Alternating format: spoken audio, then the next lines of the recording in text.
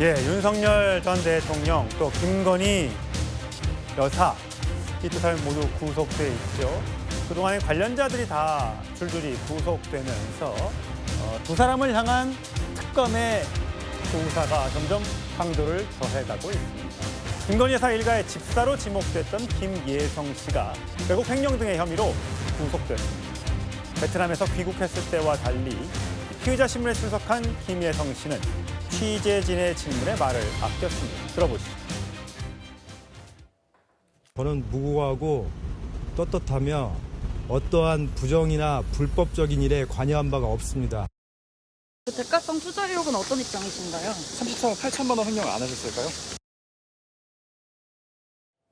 예, 장윤 변호사님. 네. 보니까 저는 이 부분이, 그러니까 서울 법원에서는 증거인멸 염려와 도망 우려로 구속영장을 발부했습니다. 뭐 베트남에서 들어왔으니까 뭐 그런 우려는 있었겠죠. 그런데 어제 동아일보 보도에 따르면요, 김건희 여사는 이익에 민감한 사람이어서 나를 위해 뭔가 영향력을 행사해줄 성정이 아니다.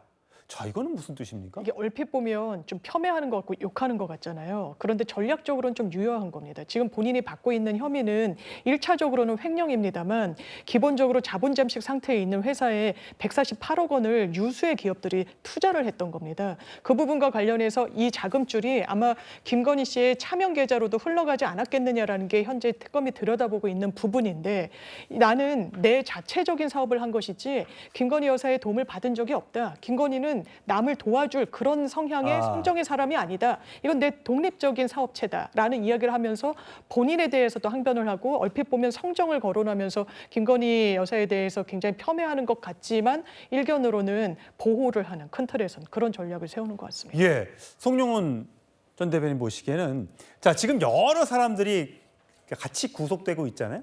본인의 죄를 줄이기 위해선, 본인의 형량을 낮추기 위해서는 김건희 여사와 절연을 해야 되는 겁니까? 아니면 나는 시킨 대로 했을 뿐이고 나는 그냥 단순히 심부름꾼에 불과하다, 이렇게 나가는 게 맞는 겁니까? 일단 현 단계에서는 사실관계가 명확하게 가려지지 않았다는 점을 전제로 합니다만, 피의자들 입장에서는 수사기관이 어디까지 정보를 확보하고 있는지를 정확하게 알지 못하기 때문에, 즉 정보의 비대칭이 존재하는 상황이기 때문에 김건희 여사와 본인을 단절시켜놓고 보려고 하는 것 같습니다. 그러니까 김혜성 씨도 김건희 씨를 비난하는 것처럼 자신의 이익을 챙기는 사람이기 때문에 나를 챙겨줄 만한 사람이 아니다라고 비난하지만, 실제로는 그것은 내가 김건희 씨와 같이 공모해서 뭔가 한 것이 없다라고 하는 의미로 번역될 수도 있는 그런 내용이거든요. 그다음에 그 로봇계 사업을 하면서 김건희 씨에게 시계를 사다 줬다고 하는 서성빈 씨도 그 라디오 인터뷰를 잘 들어보면은 본인이 김건희 씨에게 버림받았다고 생각했다, 이런 표현을 써요. 그런데 어쨌든 3,500만 원짜리 시계를 사다 준 것만은 분명하고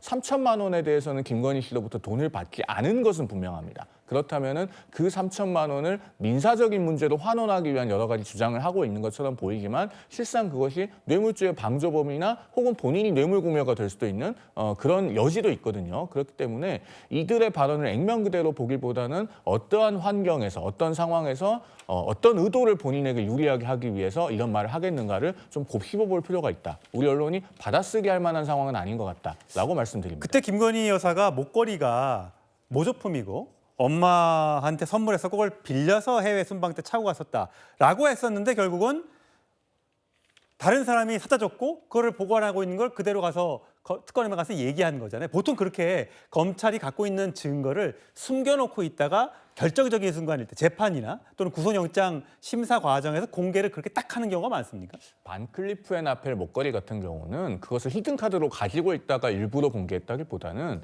서희건설 회장의 자수서가 절묘한 타이밍에 들어왔다라고 할 수 있는 것이죠. 미리 갖고 있었던 게 아니라. 구속 전 피의자 신문 전날에 자수서가 실물과 함께 제출된 것으로 알려지고 있지 않습니까? 그러다 보니까 결과적으로는 히든카드처럼 작용을 했는데, 물론 수사를 하다 보면 수사 기법상 정보의 비대칭을 수사기관이 최대한 활용하기도 합니다. 그러나 이 건에 있어서는 확보를 했는데 처음부터 감춰놓고 있었다, 이렇게 보기는 조금 어려운 것 같습니다. 다만 그전에도 언론을 통해서 알려지기로는 이 반클리프 아펠 매장에 특검이 수사관을 보냈다는 보도도 있었거든요. 그러면은 당시에 누가 사갔는지, 언제, 어떻게, 어떤 특이사항을 가지고 구입해 갔는지, 이런 것들을 수사기관이 확보할 수 있다는 것은 충분히 예상 가능했습니다. 그러면은 김건희 측에서 왜 굳이 계속 거짓말을 고수해야 했는가에 대해서는 상당히 많이 의문이 드는 것만은 틀림없습니다. 예, 강성필 부대변인. 네. 그런가 하면 윤석열 전 대통령에 대한 건강 문제를 계속해서 윤석열 전 대통령 측 변호인단이 문제 제기를 하고 있습니다.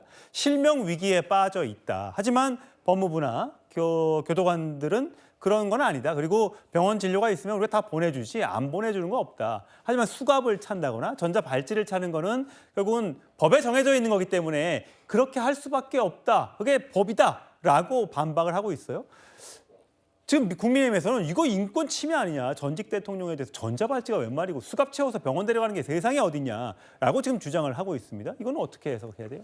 그러니까 제가 자주 드린 말씀인데 이 윤석열 전 대통령이라고 해서 특별히 불이익을 줘서는 절대로 안 된다고 생각을 해요. 그런데 특혜를 줘서도 안 되는 거거든요. 그런데 지금 언론 보도에 따르면 1차 체포돼서 구속됐을 때 그때 강훈구 부속실장이 휴대폰을 건넸다는 거 아닙니까? 그래서 윤석열 전 대통령이 서울구치소에서 휴대폰으로 통화를 했다는 거 아니에요. 이거는 명백한 특혜 아니겠습니까? 그게 맞다면요? 맞다면요.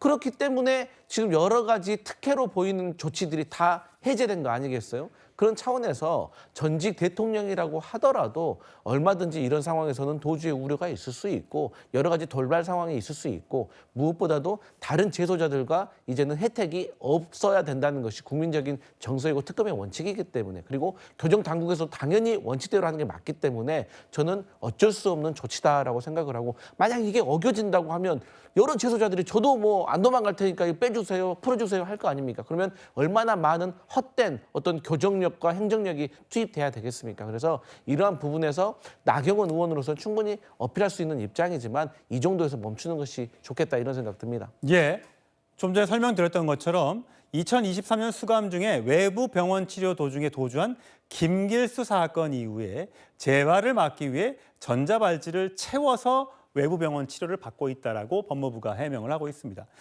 자, 김 교수님, 네. 오늘 오실 때 광화문 앞에 집회하신 거 보셨어요? 지금도 참 많은 국민들, 본인들은 이제 애국 시민들이라고 하는데 그분들이 윤석열 어게인을 외치면서 집회를 하고 있어요. 이렇게 특검의 수사를 받고 또 재판도 받고 있는 와중에도 저렇게 적지 않은 시민들이 윤 어게인을 외치고 있는 건 도대체 어떻게 해석을 해야 돼요? 그래서 어쨌든 그 윤석열 전 대통령이 보면 그때 비상계엄을 할 때 보면 이게 국민에 대해서 계몽령이라는 얘기를 했었거든요. 예. 그리고 난 이후에 보면 어쨌든 헌법재판소에서 최종적인 판결이 날 때까지 탄핵 반대했던 그 여론이 있기 때문에 저는 그 어떤 탄핵 반대했던 여론의 어떤 관성이 좀 있는 부분이 있지 않나 하는 부분이 들고요. 두 번째는 오늘 아마 광화문의 보수 집회도 보면 지금 전체적으로 지휘하시는 분이 정광훈 목사였는데 네. 그분이 보면 2018년도에 그때 박근혜 전 대통령이 탄핵 때도 여전히 광화문을 그대로 잡아서 그때도 아마 그때 보수 집회를 그때 진행을 한 부분이 예. 있거든요. 그렇기 때문에 아무래도 저는 정광훈 목사가 아무래도 윤석열 전 대통령과 함께 되는 어떤 정치적 유대감 뭐 이런 것들이 아마 그대로 작용하지 않을까 이렇게 생각을 들고요.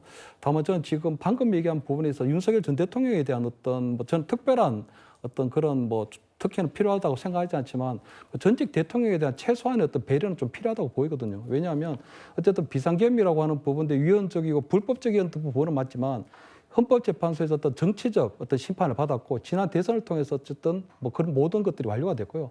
지금 같은 경우에는 윤석열 전 대통령이 내란 어떤 우두머리 혐의로 재판을 받고 있는데 이 형기가 최소한 무기징역이거든요. 예. 그렇기 때문에 저는 지금 구치소에서 어떤 건강상의 이유 제가 볼 때는 아마 심리적으로도 굉장히 큰 충격을 받았을 가능성이 높고 그러한 부분들이 어떤 안과 질환으로 나타나고 있는데 굳이 외래 진료 나갈 때까지 그 나가는 부분에 있어서까지도 마치 일반 피의자들, 일반 잡범들처럼 전자발찌를 채우고 그리고 수갑을 채우고 그럴 필요까지 있을까? 과연 과거에 보면 굉장히 강력범들이 그런 예. 사례가 있었다고는 하지만 지금 전직 대통령에 대해서는 어떤 과도한 특혜든 맞지 않지만 그래도 최소한의 배려 정도로 하는 것들이 맞지 않을까? 어쨌든 윤석열 전 대통령은 파면은 되었지만 대한민국의 제20대 대통령으로 역사에 기록은 될 거거든요. 그렇기 때문에 그러한 부분들도 저는 어느 정도는 좀 고려하는 게 맞지 않을까? 저는 이렇게 보입니다. 예, 알겠습니다. 특검 소식 여기서 정리하고요.